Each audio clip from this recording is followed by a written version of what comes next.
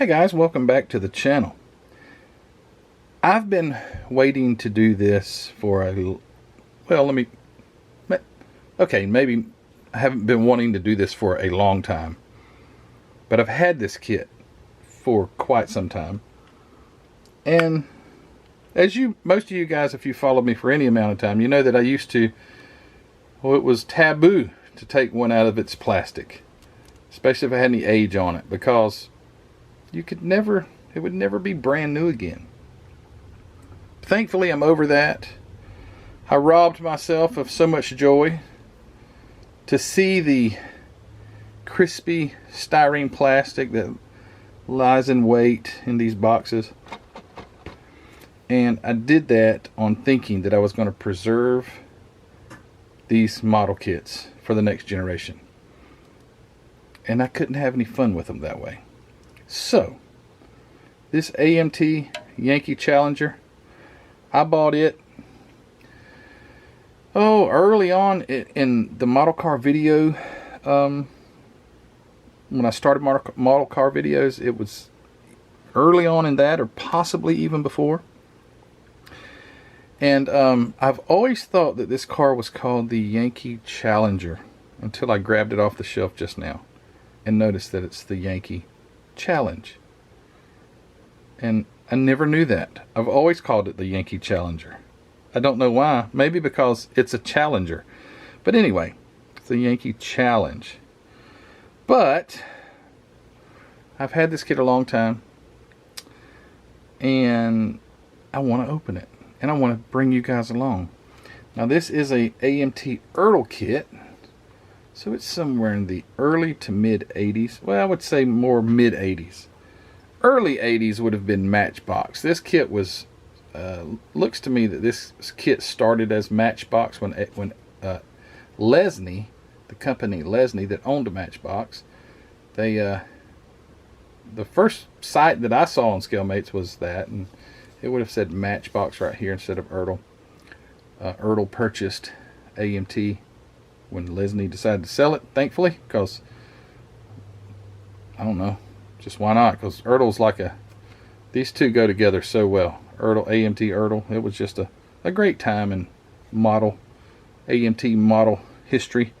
And this one has got something in it that brings back memories, to me at least, as a kid building.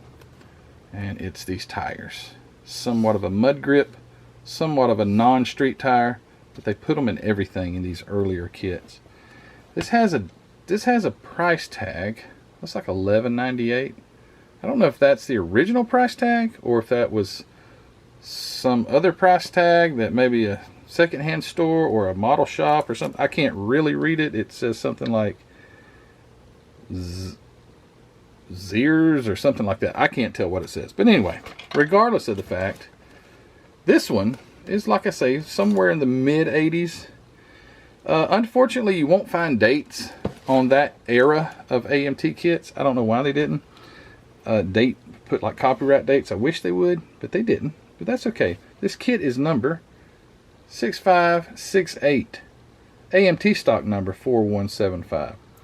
But anyway, I looked on ScaleMates, and this body at least, or the chassis and body more than likely, got repopped all the way up into the 2000s. So it was reboxed, and it didn't have the blower or whatever. I don't know if it's a blower, but the intake sticking out of the hood on most of it is a blower.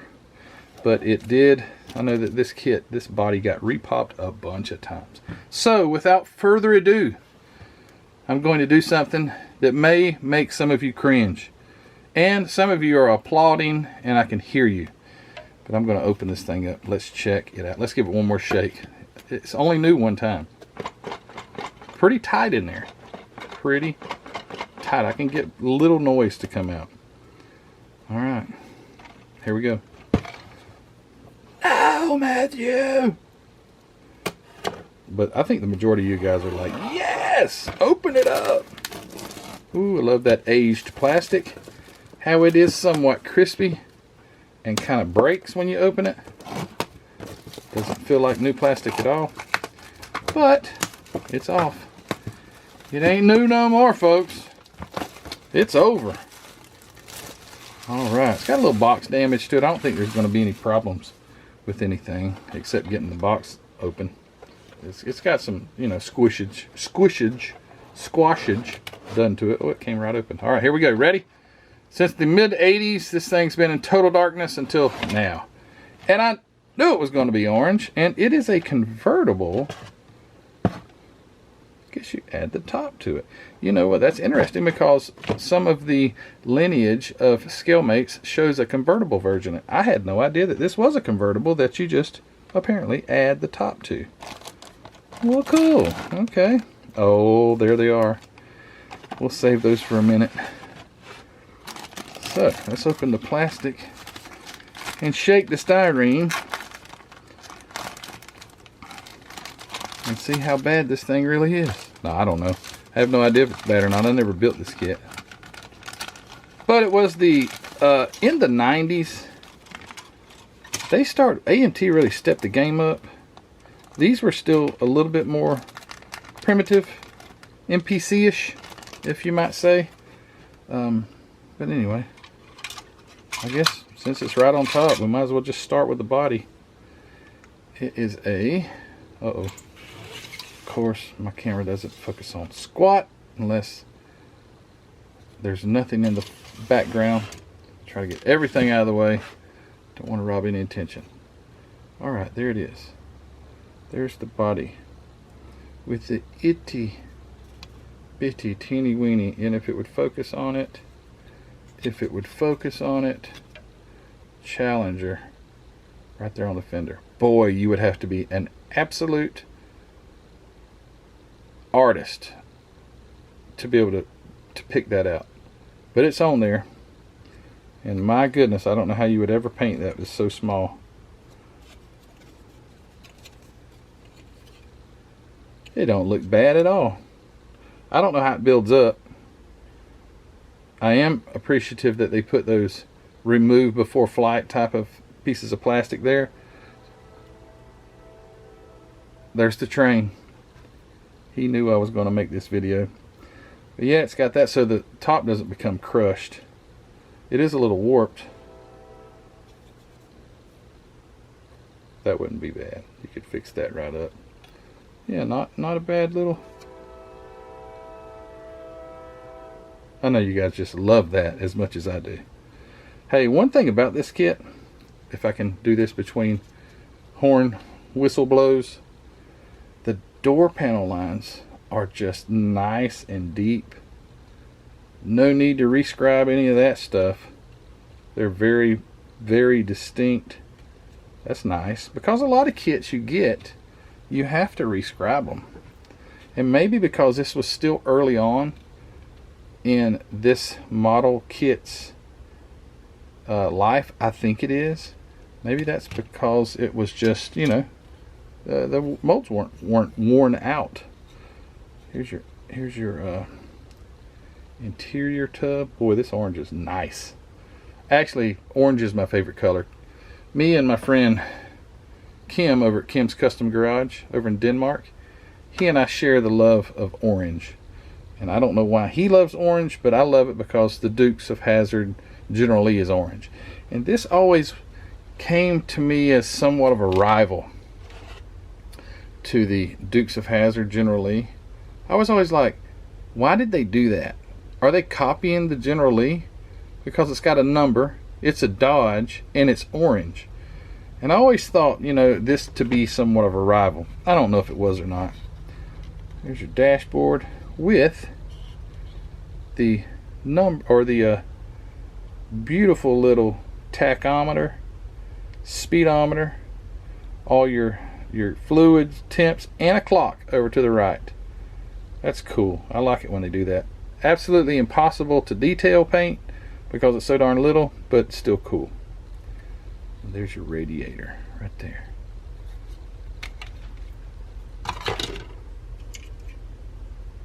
Here's your seats. Very nice. Seat backs. It's like the rear valance, or I don't know what you call it, but the roll pan under the rear. And here are some hinges. Looks like maybe the hood hinges. I'm not sure, but I think maybe so, because here on the box you can see where the hood hinge would go in there, way back in right there. I bet that's what that is, hood hinges. Good looking seats though. I like it, 70s 70s styling. It's cool. There's not many parts to this thing. There's one small bag. We have a chrome tree still. Here's the chassis without the axle molded in, so that's good. Nice looking chassis there. There's your front underside of where the bumper and all would go. I don't know, whatever the front is, that valance? I don't know if it's called valance. I don't know what it's. The front under the bumper area, and a firewall with your nice little wiring and all that stuff. Again, I find it very difficult to try and actually like highlight that stuff because it's so little, but some of you can. Here's the exhaust right there.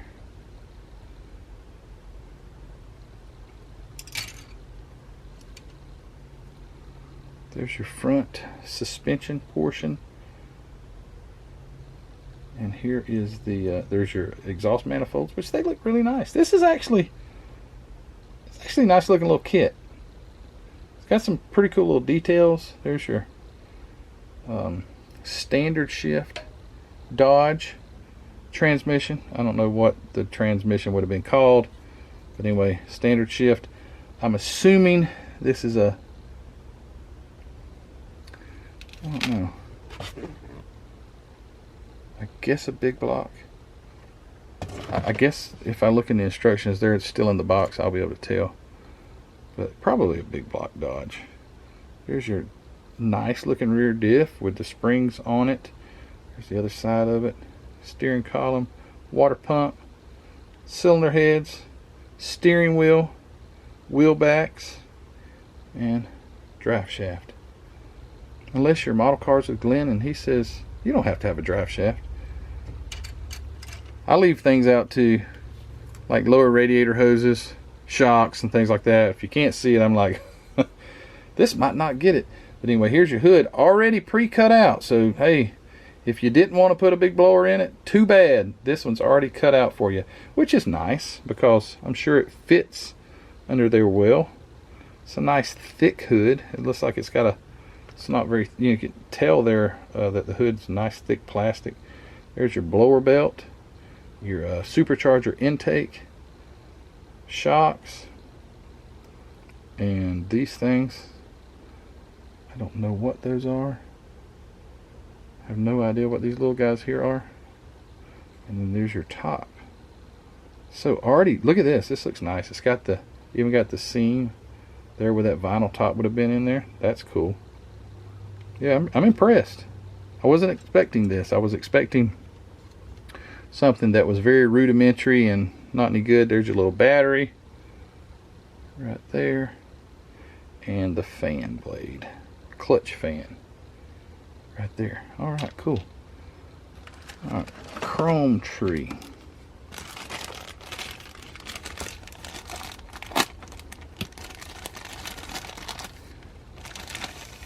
Have any of you guys ever cut your finger while opening up a pack of, or a bag of chrome parts or something like that? All right, here's your bumpers. Front bumper, rear bumper, upside down, rear bumper. There's your wheels. I didn't think that it had those style wheels, but I guess it does. Couldn't really tell in the picture. And there's your lake pipes. Ankle burners. Well, he's really taking his time. And then there's that double,